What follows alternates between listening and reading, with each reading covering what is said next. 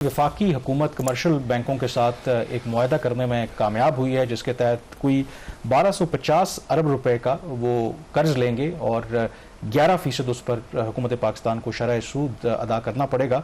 और शहबाज, ये कर्जा इसलिए लिया जा रहा है, जो पाकिस्तान का एक क्रॉनिक प्रॉब्लम है, जो पावर सेक्टर के अंदर जो गर्दिशी कर्जा है उसको किस तरीके से जो है वो हल किया जाए। सो डू यू थिंक कि ये step in the right direction है? इससे वाकई हमारे पावर सेक्टर का ये जो प्रॉब्लम है, बढ़ती बिजली की कीमतें हैं, इससे फ़र्क पड़ेगा इस डील के बाद? कामरान, मिलिट्री ने 2 से 3 स्पेशल टास्क फोर्स बनवाई थी, जिसमें एक टास्क फोर्स थी पावर सेक्टर की और एक टास्क फोर्स जो थी वो रेवेन्यू वाली साइड के ऊपर बनी थी।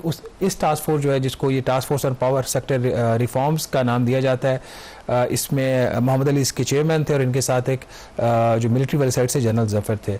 इस टास्क फोर्स ने, आपको पता है कि जो इंडिपेंडेंट पावर प्रोड्यूसर्स हैं उनके साथ मुआहदे भी रीनिगोशिएट किए, फिर और बहुत सारे प्रपोजल्स के ऊपर टास्क फोर्स काम कर रही थी। उनका जो फंडामेंटल प्रपोजल इनका ये था, जो कल्मिनेट हुआ कल, अब उसमें कुछ इफ्स एंड बट्स हैं, वो अभी बताते हैं वो क्या है। वो ये था कि अभी जो तकरीबन 2400 से 2500 अरब रुपए का जो गर्दिशी कर्जा है वो खड़ा हुआ है, ये स्टॉक है। एक स्टॉक तो वो जो पहले कर्जा बन चुका है, हुकूमत उसको पे बैक करने की पोजीशन में नहीं है। दूसरा होता है एक फ्लो आज भी उसमें ऐड हो रहा है कि अभी भी जिन वजूहात की वजह से सर्कुलर डेट बनता है वो आज भी वजूहात एड्रेस नहीं हुई। तो जो स्टॉक था, स्टॉक के अंदर तकरीबन 1500 अरब रुपया 2400 अरब रुपए में से ऐसा था जो काफ़ी एक्सपेंसिव था हुकूमत के लिए। ये वो कर्जा है जो हुकूमत को पे बैक करना था और ना पे करने की वजह से इसमें कोई तकरीबन 683 अरब रुपया एक पावर होल्डिंग लिमिटेड में इन्होंने पार्क किया हुआ था। कमर्शियल बैंकों से कर्जा लिया, पावर प्रोड्यूसर्स को दे दिया, लेकिन होल्डिंग कंपनी में पार्क कर दी। इसके ऊपर हुकूमत काइबोर प्लस 2% सूद दे रहे थे। काइबोर आजकल चल रहा है तकरीबन 12 के करीब, तो 14% इसके ऊपर सूद था।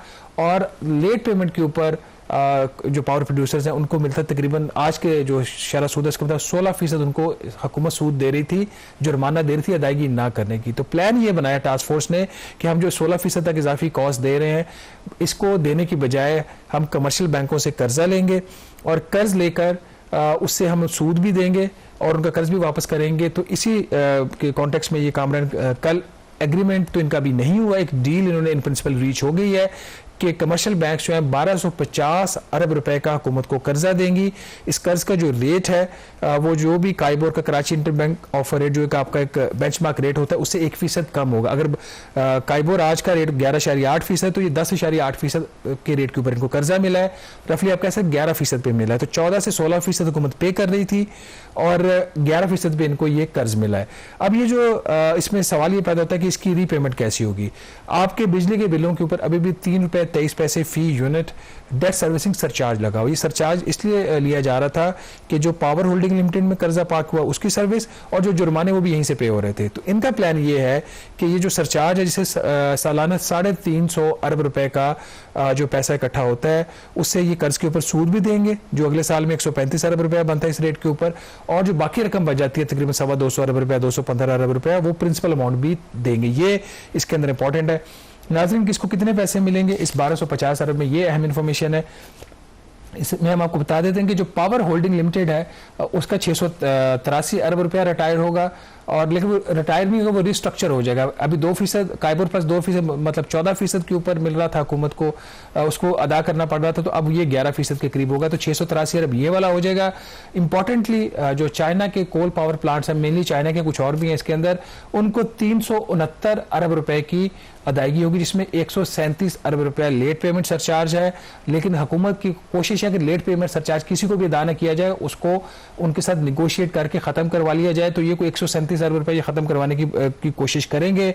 जो न्यूक्लियर पावर प्लांट्स हैं गवर्नमेंट के हैं सारे, उनको 340 अरब रुपए की अदायगी होगी, इसमें भी 49 अरब रुपए का लेट पेमेंट सरचार्ज है। फिर जो LNG power plants federal government के हैं उसकी अदायगी कोई 246 अरब रुपया। पंजाब का LNG प्लांट्स की जो अदायगी है वो 58 अरब रुपया है।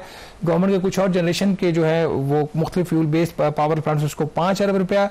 NTDC को और एक ईरान के से भी हम बिजली खरीदते हैं उसकी अदायगी की मद में कोई 74 अरब रुपया है। तो ये है ओवरऑल डिटेल्स। अब इसके अंदर 2 कैच हैं। नंबर 1, ये इन प्रिंसिपल अंडरस्टैंडिंग हो गई है, हुकूमत और बैंकों का ये ख्याल है कि अगले हफ्ते ये मुआहदा हो जाएगा, लेकिन अभी तक इस मुआहदे की जो तस्दीक है वो IMF ने नहीं की। IMF के साथ इंफॉर्मेशन शेयर की गई है और IMF ने अभी तक इसका अप्रूवल नहीं दिया। देखना ये कि IMF अप्रूवल देता है या नहीं देता। मंडे को इस हवाले से IMF फैसला करेगा, अगर अप्रूवल हो जाता तो ठीक है, अगर नहीं देता तो फिर इसके ऊपर IMF हुकूमत क्या पोजीशन लेगी। और लास्टली हुकूमत की ये ख्वाहिश है तकरीबन 350 अरब रुपए की जो लेट पेमेंट की सूद की अदायगियां हैं ये ना दिया जाए इन IPPs को, इनकी सिर्फ इनको जो है इनको जो प्रिंसिपल अमाउंट बनती है को 1500 अरब रुपया, जिसमें 1250 अरब रुपया ये कर्जा लेकर और 250 अरब रुपया बजट में पैसा रखा वो दे के इनको अदायगी कर दी जाए। आज के प्रोग्राम से इतना ही। मुझे और कामरान यूसुफ को इजाजत दीजिएगा। अल्लाह हाफिज।